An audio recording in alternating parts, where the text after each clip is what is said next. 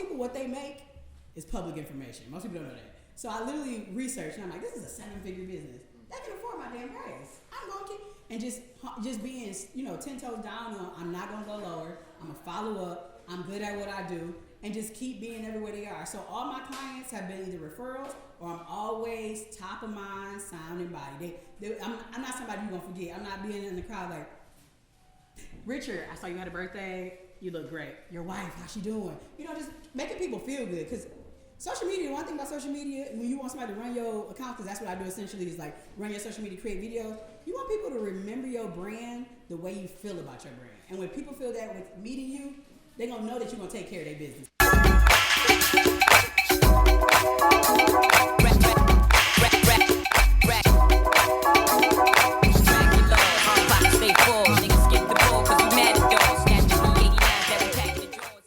All right, what up, though, everybody? What up, though? Okay, I like that. We got the good energy on the first try. So, very appreciative to be here at the Law Avenue live podcasting event. My name is Denzel Turner. I'm a local Detroiter, lover of marketing, podcaster for the last 3 years. And the Black Fridays podcast is a celebration of Black-owned businesses, creatives, and professionals who are making a difference in their community through their businesses. And the way that I do that, or the way that I help share those stories, is being able to talk to wonderful people such as my guests, who I'll introduce in a second, and being able to give them a platform to share the wonderful things that they are doing within their wheelhouse, within their zone of genius, so to speak. And I'm grateful that Socially Chrissy has joined me here today. Christina, or Chrissy, I should say.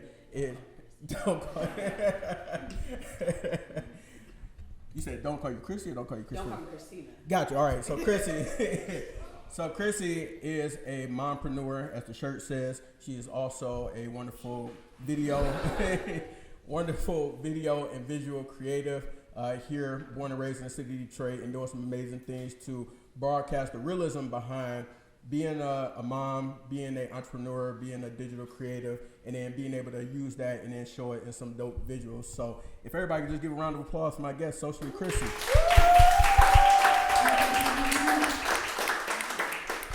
So welcome back to the podcast. I got a fun fact for you. I don't think that you are the first guest to reappear on the podcast who has been on the show beforehand. So I'm syndicated? Syndicated, oh, yeah. Oh man, there you go. Chrissy was on episode 4, I believe. This was back when I was in the era of only doing strictly audio. And then I decided to move over to video not too long after that. So I'm grateful that you rejoined me, and wanted to know if you can, I gave you an introduction from my perspective, but wanted to know if you could talk to the folks and tell them, who is Socially Chrissy? I think you did a pretty good job. I'm everywhere but my house. I stay with my daughter. I do everything in the city or other places. I try to promote, my daughter's on the spectrum, and I feel like in a Black community, we don't really talk about kids with special needs, but it ain't stopped me. We go everywhere with my daughter. Rocking no stock. We just got off a flight from Toronto today, and I just do everything. I do everything in the city, and I try to put the city on and work with amazing, talented people from the city, but also showing people that so many people say what you can't do when you become a mom. I don't know who them people is, because I do every damn thing, and I'm somebody's mom, so that's all I do. We're all the moms that make some noise, all the moms in the room. There we go. We love to see it. So before we get into more of the interview questions and business questions, I do have a special segment of Black Fridays called Freestyle Fridays.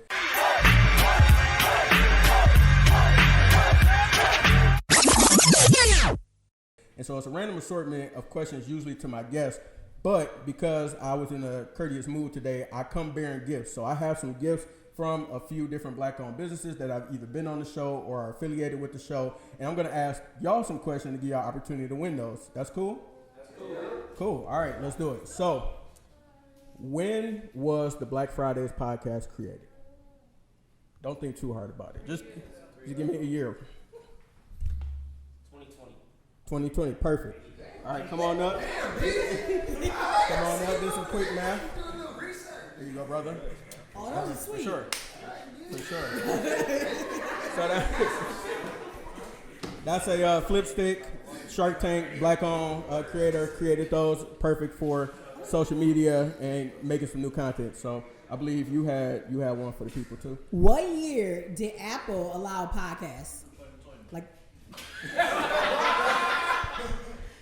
fun fact, podcast is older than 2020. No. 2015? What year did Apple start releasing podcasts? 2012? 2017? It's before that, yeah. It's 2011? before that. 2007? It's between 7 and 4. 2006? 2005?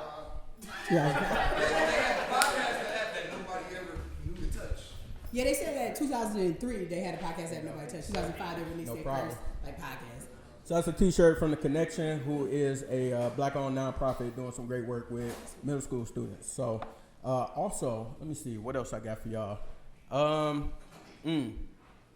Give me a black-owned business. Tell me the last black-owned business you supported, and it cannot be your own if you are a vendor or anybody that has a black-owned business. Cool Kai, come on up, brother. What's that? Can you tell us what Cool Kai is? Huh? Can you tell us what Cool Kai is? He made the shoes that I'm wearing. Oh, okay. He actually getting sued by Nike right now, but we supporting our folks. All right, so I got some affirmation cards for you, and a candle. The candle actually fired. So just a candle. All right. No, I'll take the affirmation. Yeah, take the affirmation. Yeah, it's all you. Man. It's all you. Yeah. So the candle came from More Hair Collections, and then some affirmation cards came from Erin Juliana, who is a dope yoga instructor around the city, and then I'm not sure what other services she has, but if you get a chance, meditation, mindset, and then also the affirmation cards, which you just got. So shout out to y'all real quick. Round of applause for participating in Freestyle Fridays. Usually I would have my guests do it, but she already did it before, and it was much funner to give stuff away and do it with y'all. So going into the questions piece of it, Chrissy, I would like to know, so you're on the podcast, I think that might have been 2020, might have been early 2021. I think it was early 2021. Okay, so a couple years ago. Yeah. As far as you being a creator, where you are with your business, entrepreneurship, how would you say your journey has been since we first did our conversation to where you are now in your journey? Well, I say that my business is my business has definitely grown, but I've definitely changed. So before it started as like just working with corporates, now I work with smaller brands, local brands, and then I also essentially help people land like influencer deals and et cetera, like what we've done and stuff like that. So it's grown immensely, but also it has definitely moved to something else. Absolutely. And then for the people who are not familiar with what it is that you do, can you talk a little bit more about your services, and then what do you offer to those clients that you work with? So pretty much I am Detroit's video vixen. I can take any story, turn it into a video, and make you super, super profitable on social media. So that's what I do. Super simple, straight to it. Very, very much super simple. So different conversations that we've had as far as being able to scale your business and earn some more money in your entrepreneurship journey. You're not afraid to go and ask different organizations and companies for a bag. For example, you being here in Bamboo, you started working with them years ago, or at least started being a part of the ecosystem, and then now they're one of your top clients. So could you talk about how can people go about going after that bag if they want to be able to monetize what it is that they do, especially with all the creators and podcasters we have in the room? So the number 3 thing I tell people when I do like when we do the talks is that the number one thing that people say that it lays money on the ground is that we don't ever follow up. We either think that it's going to be a no when people say, oh, not right now, or we just think, we don't think nothing of it, we hop onto something else. So follow up. So with Bamboo, I've been a member since 2019. They went through COVID. Obviously, they didn't have a budget. I'm not a cheap social media manager. And so then in 2020, after working with Good Cakes and Bakes, they reached out to me. I reached back out, followed up, let's work together. 2 is just know what you want. Like, I'm not afraid to be like, listen, this is what I want, this is how I'm going to get it, and this how, and just being in the room. I feel like Amanda used to like, man, we would see you everywhere, Chrissy. She was like, we went from not seeing you to we see you everywhere. I'm like, oh, you was going to know me. You was going to remember me. You was going to remember what I look like, how I look like at that moment, and what I wanted from you. Mm-hmm. And then 3rd is just don't be afraid. There were so many times I'm like, okay, maybe if I go cheaper. So most people, what they make is public information. Most people don't know that. So I literally researched, and I'm like, this is a 7-figure business. That can afford my damn price. I'm going to keep, and just being, 10 toes down on, I'm not going to go lower. I'm going to follow up. I'm good at what I do, and just keep being everywhere they are. So all my clients have been either referrals or I'm always top of mind, sound and body. I'm not somebody you're going to forget. I'm not being in the crowd like, Richard, I saw you had a birthday. You look great. Your wife, how's she doing? Just making people feel good. Because social media, one thing about social media, when you want somebody to run your account, because that's what I do essentially, is like run your social media, create videos. You want people to remember your brand the way you feel about your brand. And when people feel that with meeting you, they're going to know that you're going to take care of their business. And that's what Bamboo was. She was like, girl, we saw you all the time. And she was like, but you know what? You always remember key things, and you always make sure to say this and this and that. So it just, to me, I say it's easy, but I'm learning at my big age. That's not so easy, but if you just do that, if you literally follow up, if you make sure you sing, and you just, tell people what you want. You are really, 10 toes down on what you want. No doubt. And you don't work with everybody. Everybody is not your target client or your target audience, nor do you want to work with every single body. So how do you, for your brand, for your business, be able to carefully curate a list of people that you want to go after as far as working with, doing business with, partnering with? How do you have any advice for how people can do that? So in order to like individuals, like with me and you, when you reached out and I said, okay, we can make this a thing. Being a good person. So with you, I knew it would be no issues, no ill will. You being a good person. For businesses, you got to be able to afford my lowest package. So I tend to be businesses like this. So Bamboo is something that is an innovative place that's all about community. So Good Cakes and Bakes is a community bake shop that cares about the evolution of people. They allow people from prison to work there. So people who are impacted the community, but also you can pay the tab. I'm not in the business of what is it Bill's about? I work loan shark or whatever that is. I'm not about to be searching for my money. So you have to be able to afford it. So essentially I work with high 7-figure businesses that want to impact and leave a mark on the community in that I look like. Absolutely. It was a little thin because it's not necessarily all the way what I look like, but the community. So I want to talk a little bit about pivoting, because social media and video, that was not what you went to school for. That wasn't part of your education. You actually licensed social worker and did that for a while. And then what you were telling me beforehand, you was pretty good at it. So can you talk a little bit about pivoting from one thing and knowing when to change and let one thing go, and then go in a different direction that's going to serve you for where you are at that stage of life? Doing what I love and something that I know can pay the bills. So pre-COVID, I was a social worker. If you guys aren't familiar with the Monica Blair trial, is the woman who put her 2 kids in the freezer. It took me out the game. I left social work. I was actually currently pregnant with a child who I didn't find out about. My husband, I didn't find out about until January with a July delivery. It just was a lot. And I was always the girl in high school with a camcorder. And I did really well. And my ex-husband was in media. So I sat down. I had, a lot of months off. And I knew I was really good at video. I was good at video and I was good at people. And so Social Chrissy Media didn't always start with social media management. It actually started as a full production. And I always say that, I'm going to be very transparent. I didn't have to get it out the mud. My ex-husband worked for Fox Sports. I literally just went in the room. I could talk to anybody. So my first client was Coachella. So it wasn't too hard to do, but it was, I think I pivoted because I knew what I like to do, and video was always a thing. I don't know what it's like to go from scratch from anything. And I always tell people, I don't know, I didn't go from a social worker to a neurosurgeon, because whatever. But I went to something I was always passionate about and always knew how to do. So pivoting, I guess, did that answer? Yeah, no, that definitely did. And I'm curious as to, how did you get comfortable with being so transparent in your social media? So like you said, you have a child on the spectrum. My lazy eye. Tell us more. I was in a car accident in high school. This mug went from regular to lazy, and I always gonna be the first one to crack a joke with somebody else. And with having that sense of humor, you gotta be able. I gotta be ready, stay ready for somebody else is. So I'm like, they like, that's why I'm like, yeah, that's why I could see somebody about to run up on my, because I got lazy, So I had to be first with the joke. So I'm just always transparent, because you ain't gonna tell my story before I tell somebody else. You'll never be the person that tells my story. So my lazy eye, they just do whatever they want,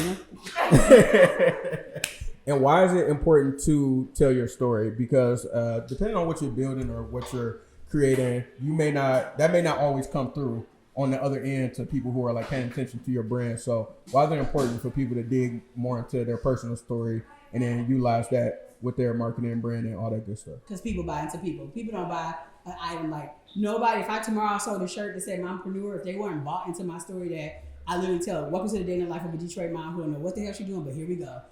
People buy into it because they getting oh yeah, she is a mom. But they'd be really weird if I was I'm selling hair care products. They like, Chrissy, you got the same damn bun every day. We don't even know if you comb it. So it's like, you gotta like know, but being it, like telling your story creates another narrative of a story that gets people to buy. And again, people buy from people. I mean, I always tell people the same thing. If y'all Google the one girl who had, 1 million followers and could not sell 2 shirts, that tell you nobody was invested in her story. They were just invested in whatever she was trying to sell on social media. Right. She couldn't sell 2 shirts. That's all. That's it. And it's the Mompreneur. That's your brand? No, this is a black girl on YouTube, Broisha. No, Ambrosia. I was about to say Moesha? No, I had to sing it. That's Brandy. No, bro, her name is Broisha. She's in Phoenix. I don't know. I forgot I had it on. You said it. Got you. So as far as community, I think that one thing you're also very good at is building community. You have you have a whole moms group where y'all get together. Kids have a chance to play. You get a chance to talk about business sometimes, or just the life of being a mom of younger children. What has it been like for you to develop community and be intentional about developing that community? Hard as hell. Okay, moms are difficult. Okay, gosh, nobody ever want to hang out because they say that's what they want, but they don't. No, I'm being serious though. I'm learning in this season how I live and how I move and shake so quick. Moms be looking at me like, "Man, I'm in the bed." It's like, man, I don't even know what time I got up today, or if it even is today, if it was yesterday or tomorrow. So I'm learning that. So I don't know if I have the best best answer for that, but I just do it. Again, everything I do is, my intent is, I know what I want, and I know that I have a single child. That's all that's going to ever be. And I know that my child's on the spectrum. So there's 2 things she needs: social interaction with other people other than me, because she's a 90-year-old woman. And then she also needs to grow in the space of like seeing black people, because I know what it's like to not know if I was black, or like my rest of my family, like my dad, and think I was a white Russian kid that just got a tan early on. So, I don't know. I want to create a community for what I want. And I don't want to do it alone, and it's just weird to go to random people at a park. So you might as well just make a mom group where you know them. Facts. I think, maybe. Any moms that got kids that can come to the mom pull up for Chrissy? Oh my God. We got one. We got 2. All right, cool. So I expect I won't be there, but I expect I'm not the target audience. But stay tuned for that email. So talk to me about Detroit. One thing that you had mentioned to me over the last couple of months is that you really want to show people the different nuances and different sides of Detroit, and being able to do that from a visual perspective so that it changed their overall perspective of what the city is and what it has to offer. So could you just kind of talk about like how you arrived to that point and what made you want to go that route? I just born and raised in Detroit. I've lived in other cities. I've lived in other countries. And no, Detroit, I'm not about to sell y'all, oh, Detroit is the next California. Oh, it's the next Philly. But I feel like for what we have, it's so many different things that we don't utilize. Like Belay Park. I just found out they give you free Wi-Fi while my kid can play in the sand. Hopefully she don't eat it, but play in the sand. Or different free stuff like Beacon Park. It's super fun. And I don't know about how y'all parent, and I'm not getting hammered in the streets, but I like cocktails. Beacon Park has Lumen, and then there's a big greenery. So it's like different stuff that people don't put on, but we always see the same thing. Like, my favorite park is Palmer Park. Oh my God, it's more than Palmer Park. Hold on, wait. Who said their favorite park was Palmer Park? Like a lot of people come here as tourists, that's the only thing. Like, oh my God, I went to Detroit, and like Palmer Park was great. First off, I didn't make it that deep in Detroit as a tourist. Well, 8 Mile, they go over to 8 Mile and all that. But I got you. It's so many different parks. So like Belle Isle, I feel like it's interesting in now. The riverfront is like the best riverfront. The riverfront been in the bomb, and now you have like a carousel. You can ride a bike. So I don't know. I just feel like the city.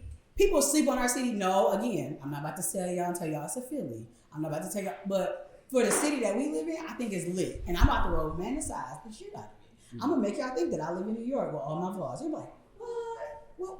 Like, I literally am a 6-figure business owner, and I take the bus. And I talk about it all the time. And I be like, straight, like, I take Ubers as well, but I take the bus. I live motorless in Motor City. And I don't care. It's fun. I got here, everybody trying to figure out parking. I pulled up, got off the bus driver, he said, catch you at 9. I said, sure will. And I walked to the front door. You know what I'm saying? I don't got to pay for parking. I don't got to do none of that. Or actually, I just lied to y'all face. I literally came here on a bike, but the bike was in front of the bus. So. Gotcha. So because you have people that you work with or people who follow you from out of state, have you got any updates of like what their perception of Detroit is when they finally get here? A lot of people was like, compared to what people tell them, and then I've had some people from social media actually meet me here and have like stayed here, and they're like, it's totally different from what I think. Detroit isn't all like Linwood and Davidson burnt out buildings or whatever. Detroit isn't all like you get here, somebody gonna punch you in your face, or somebody gonna be like buffs. It's like we actually are educated. We actually educated good ass people. So it's not like But I had like somebody come from South Carolina, and she's like, I thought I was gonna be robbed. She's like, I thought the homeless people were gonna pee on me. I said, what? And she was, legit. And she was like, so she showed me this YouTube page that only go through the hood. And I'm like, girl, that's just like you. I was like, South Carolina has the hood, right? For sure. Like legit hood. So I want people to understand that Detroit is evolving. No matter what. At the end of the day, I said what I said. Black people is what make it dope, and we're gonna continue to make it dope. And it's a great place to live. I'm gonna need these city taxes though to go away. We good. For sure. Amen on that one. Why is it important to support Black-owned businesses? Because why not? How we gonna make it? Yeah, I'm like, that's how I was raised. I mean, I have a white dad, but that's how I was raised. We stayed giving Black businesses money because why not? Plus, it's just, have you seen the stuff we make? I don't know any other life. So small businesses, I wish I could find a small business that make jeans or like tissue. Right. Have you? What was I gonna say? I had a good one for you. This is good. That's stuff I didn't even know about myself. What, that you only support Black-owned business? No, just like so when you think about like, dang, I am pretty dope. Do you that makes me want to bring back one of my old segments. Do you have anything that you would want to flex about as far as yourself goes? And just give yourself some credit for something or pat on the back, something you did recently. Besides I made it into the magazine. I made it into, what was that magazine? Voyager? Oh my God, that's not real. That's not real. If you have to tell me to give you the information of which you're supposed to feature me in this, no. What is it? Children, parent, Metro Parent. I made it for Metro Parent for autism moms. Can we clap it up for that? Yeah. Shout out to you. I said shout out to you. Yeah, that's all I remember. And just like, this is for anybody though, but like, it'll really feel good if y'all set a goal and then y'all actually attain it. I think like for me to just go back, like, especially being somebody's mom, and I don't know if you guys do this, but we had to do you have to do your will plannings. You have to do them every 5 years. So we had to do the will planning, and it was just crazy to be like, wow, I'm sticking to what I want to put aside for my kid. I'm sticking to just different things that I said I want to do and I didn't. So that's a big thing. Love it. I love it. That's big. So as we land the plane here, so to speak, what do you feel like is next for Socially Chrissy, the brand? What do you feel like is next for things that you might want to try creatively that you haven't got a chance to do yet? What do you see on the horizon for you? I'm running for mayor. No. So I want to pivot my business into helping people who already have businesses land brand partnerships with larger businesses. I have put a pause on all new clients, and that's why I really want to hone in. But I also just want to hone into what I'm about to do at 35. I'm 35. Is this what I want to do at 40? Am I going to be able to so my goal is 50, I'm done. Am I even set with the way, eggs is $10? Am I even set, to be done? So the future is me figuring out if what I do currently is what I'm passionate about enough to keep it continuing on or stop it and figure out if this is actually my dream. Got you. And I love the transparency. I love that you was able to share that with us and truly grateful for the things that you do. The work that you do is important because as you see, you impacting moms all over the world. She just told me she came back from Toronto not too long ago, just casually just hanging out in Toronto, blowing the bag. So all the people that you're working with across the border. Did not blow bag. My child had therapy. That wasn't bad. But no, like I said, the work that you do is important. Obviously, you can see the impact of your work from the different clients that you work with, and then the content that you push out in your own personal content and sharing your stories. So everybody, can we give it up for Socially Chrissy? Yeah, for you. And if I did a good enough job, give them all your handles, your social, your website, all that good stuff. Why am I giving up? Well, socialchrisy.com.